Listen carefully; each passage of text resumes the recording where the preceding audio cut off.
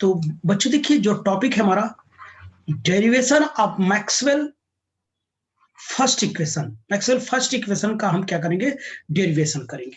जो Maxwell first equation होता है वो सब लोगों को पता है वो कितना होता है, ठीक है ना। तो जो मैक्सवेल फर्स्ट इक्वेशन होता है वो,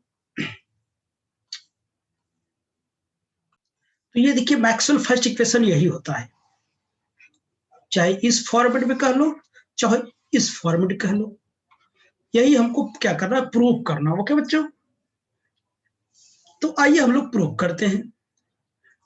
प्रूफ,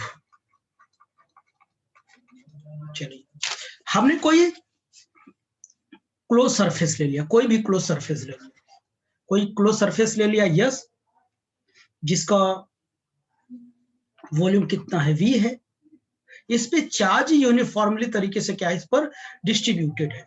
यानी आप कह सकते हैं इसका जो वॉल्यूम चार्ज डेंसिटी है वो कितना है, रो है।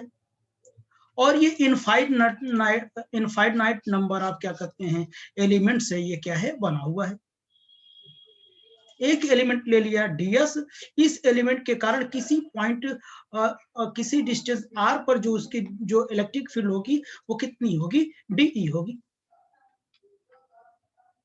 तो इसके कारण इस पॉइंट पर जो इलेक्ट्रिक फील्ड होगी वो कितनी होगी। तो देखिए the small electric field intensity due to small charge, अगर ये स्मॉल पार्ट है तो ऑब्वियसली स्मॉल चार्ज भी कैरी करेगा। स्मॉल चार्ज dq इज कितना हो जाएगा, अब बताइए। dE will be equal to, आपको पता है 1/4 pi epsilon naught dq by r cube और r वेक्टर। यहाँ स्क्वायर करके यहाँ r कैप भी लगा सकते हो। ये बात समझ पा रहे हो नहीं, ये r कैप था, r बाई कितना r का यहाँ मल्टीप्लाई कर दिया, यहाँ वेक्टर लगा दिया। इतनी बात तो समझ रहे हैं आप लोग। अब बताइए according to flux definition, flux definition क्या जानते हैं, अकॉर्डिंग टू फ्लक्स डिफिनीशन तो D phi will be equal to कितनी होती है, dE डॉट ds, फ्लक्स यही तो होता है ना। तो यहां से देखिए डी फाई अगर मुझे निकालना है तो dE की वैल्यू मुझे पता है, रख देता हूं यहां पर 1/4 पाई एप्सिलॉन 0 और dq बाई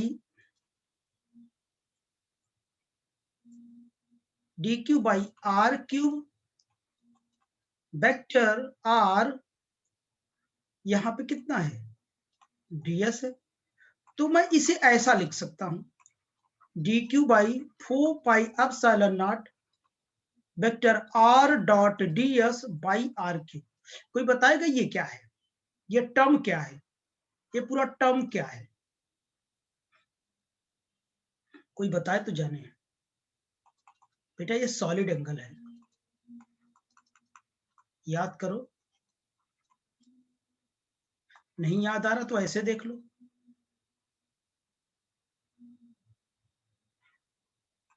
r कैप लिखते थे, r स्क्वायर, नहीं भी ऐसे लिखते थे तो n कैप लिखते थे आप। अब याद आया क्या,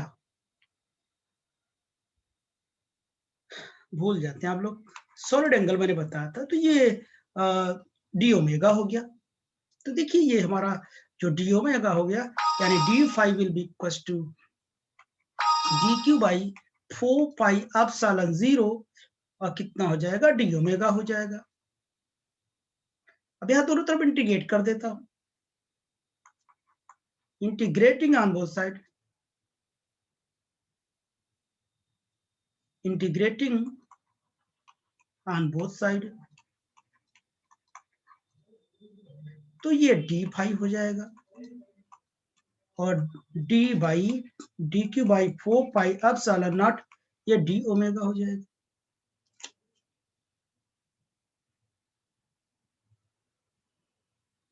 अगर जो सॉलिड एंगल अगर जीरो तो फ्लक्स जीरो होगा, ये ओमेगा है तो कितना हो जाएगा, फाई हो जाएगा।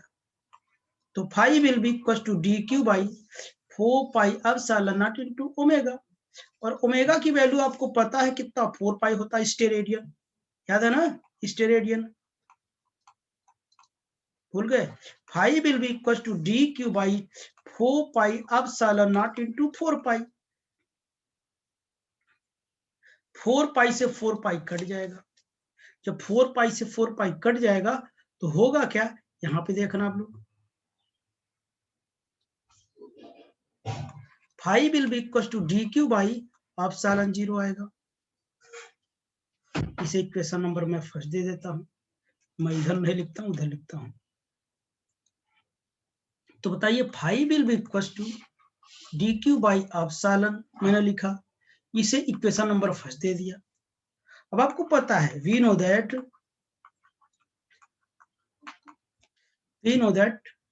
Phi will be equal to integration of E dot D S, यानी surface integral of electric field is equal to the क्या, फाई, दोनों फाई है, फ्रॉम 1 एंड 2 दोनों को इक्वेट कर देता हूं।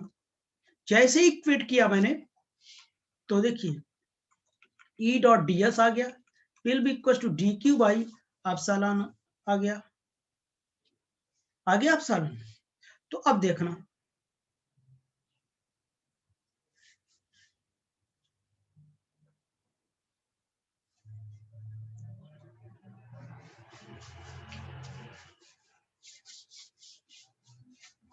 देखिए, तो यहाँ पे मैं एक चीज लिखता हूं, the flux of entire charge distribution, तब मैं यहां इंटीग्रेशन लगा सकता हूं। तो फाई ई डॉट कितना हो जाएगा, डीएस हो जाएगा, 1 बाई एप्सिलॉन नॉट हट जाएगा तो डी क्यू हो जाएगा। अब जब डी क्यू हो गया तो अब देखना क्या करेंगे हम लोग, इंटीग्रेशन ई डॉट डी एस हो जाएगा, और एक क्यू बाई एप्सिलॉन नॉट लिख दूं,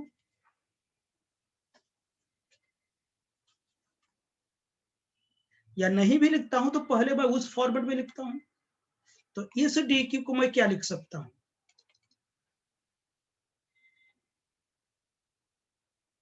बोलो, इस डी क्यू को मैं यही तो लिख सकता हूं ना, डी देखो rho will be equal to क्या होता है, D Q by D V होता है, और डी क्यू को मैं क्या लिख सकता हूँ, रो डी वी लिख सकता हूँ ना, यहां लिख सकता हूं मैं phi E dot D S कितना हो जाएगा, ये इसकी जगह रखना है, यानी पूरे वॉल्यूम में है रो डीवी। ये कौन सा फॉर्मेट है बच्चों बताओ, याद करो यार, आप इसे भी लिख सकते हैं यार, ऐसे भी लिख सकते हैं ना, जिस फॉर्मेट में आप चाहते हो उस फॉर्मेट में लिख दो, केवल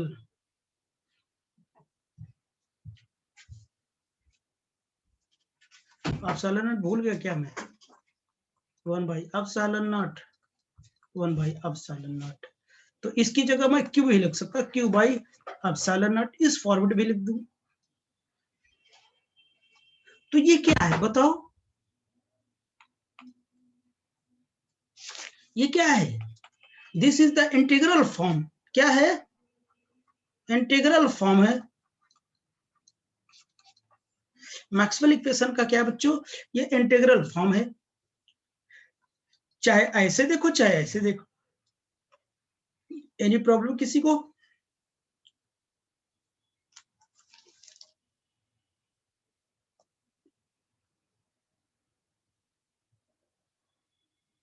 है ना।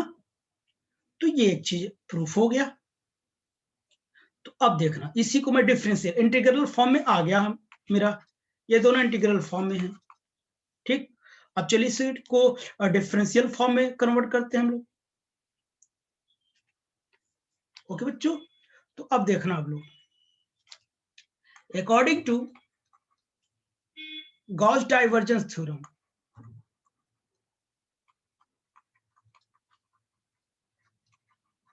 Divergence theorem Gauss divergence theorem का नाम सुने हो? सरफेस इंटीग्रल को क्या करता है, वॉल्यूम इंटीग्रल में कन्वर्ट कर देता है, पता है कि नहीं? ये del dot E divergence of E DV ये हो जाएगा। अब इसे कुछ और नाम दे दो, 2 दे चुके हैं ना, इसको 3 दे देते हैं और इसे हम क्या करते हैं 4 दे देते हैं, दोनों को इक्वेट कर देते हैं। From 3 and 4, from 3 and 4 4 equation. तो बताइए, तो जहां ये है इसकी जगह मैं ये रख दूंगा, यहाँ पे देखो आप लोग, यानी इसकी जगह मैं वो रख दूंगा, तो इसी की जगह रखूंगा मैं, देखते रहना मैं क्या रख रहा हूं। तो कितना हो जाएगा बच्चों, v हो जाएगा डेल डॉट ई, कितना हो जाएगा dv will be equal to 1 by epsilon, कितना हो जाएगा v रो dv ना। इंटीग्रेशन इंटीग्रेशन हटा दूं क्या, या नहीं भी हटाता हूं तो इसको इधर उठा लाता हूं, देखो डेल डॉट ई हो जाएगा -1 बाई एप्सिलॉन,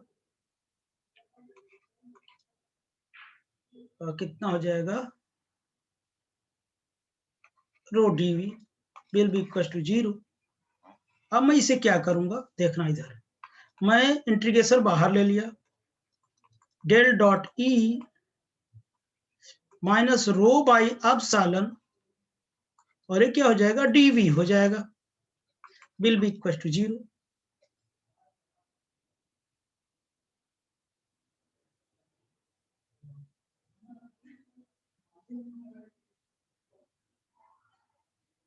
ठीक, तो ये टर्म जो है हमारा है, ये तो इंटीग्रेशन है, इंटीग्रेशन टर्म 0 होगा नहीं तो इसको हमको 0 करना पड़ेगा, तो हम इसको लिखते हैं ई डॉट, कितना हो जाएगा भाई, ये 0 है ना, तो ये तो इसके साथ वेरी कर रहा है, इंटीग्रेशन होगा तो ये तो 0 होगा नहीं, तो इसी को 0 करना पड़ेगा, तो E dot del dot E minus rho by epsilon will be equal to 0, del dot E will be equal to rho by epsilon.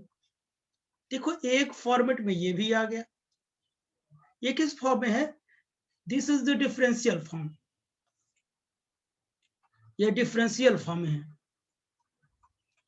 Differential form में है, और आपने एक फॉर्म में और लिखा था, इसको इधर मल्टीप्लाई कर दो, del epsilon naught E will be equal to rho, ये क्या था डी था यार बच्चों, एप्सिलॉन नॉट ई, तो ये क्या हो जाएगा D will be equal to rho, क्योंकि सभी फॉर्मूले मैंने प्रूव कर दिया।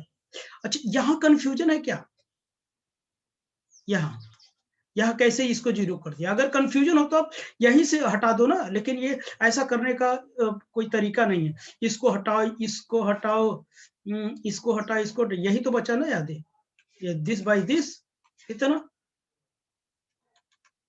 समझ पा रहे हो मेरी बात, मैं क्या कह रहा हूँ, अगर इसे काट दो, डीवी डीवी हटा दो तो यही तो बचेगा ना, ये विल बी इक्वल टू कितना रो बाई एप्सिलॉन, हो गया तो काम खत्म, अगर ऐसा नहीं समझ में आता तो, लेकिन ये स्टैंडर्ड फॉर्म है, अब बच्चे नहीं रहे आप, डायरेक्ट नहीं कट करोगे, इंटीग्रेशन कट नहीं होता, ठीक ना।